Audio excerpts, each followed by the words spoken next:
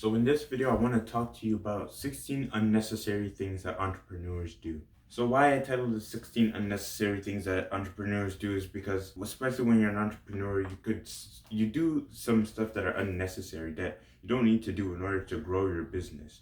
These are things that you should stay away from most of the time, and that's why I want to share with you so that you will make these unnecessary mistakes. So the first is that they do unnecessary work. So they focus on work that doesn't really impact their business that much.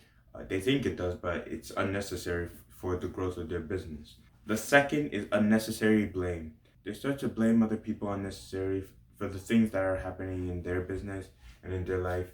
Either that being because they don't know what they're doing, or they're blaming their work, the project that they're actually working on. They're blaming people around them, blaming school, and stuff like that. But they're just making excuses. The next is unnecessary thoughts about going out of business.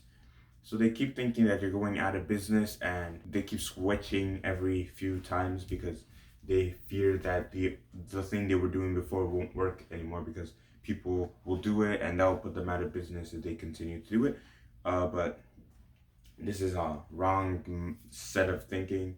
When you start a business, it should be one that you actually want to commit your time and effort into growing, and not just switch because you think it's about to die. You need to put more trust in that business. The next is that they think unnecessarily about what their competitors are doing. So they're only focused on what the competitors are doing and not actually focusing on what they should do. This is wrong because you should actually focus on growing your business. You shouldn't completely focus on your competitors, though it's good to actually see what they're doing just to see if there's some ways for you to actually boost your business.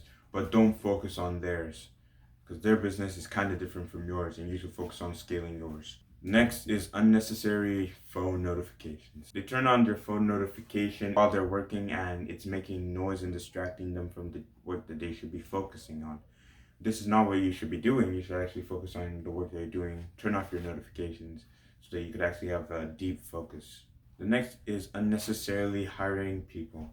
So they're hiring new people every single time, mainly because they don't pay well. You expect your employee to be an A+ star player, but you're only trying to pay for a C star player.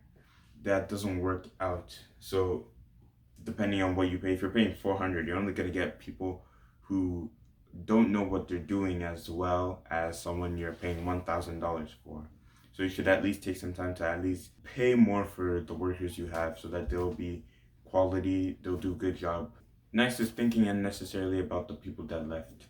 So either that being teammates that left or investors that left. Don't focus your time on them. Keep scaling your business. Just reflect on what happened, what went wrong, what went right, and just apply it to your business and keep growing. Next is that they're spending an unnecessary amount of time on social media.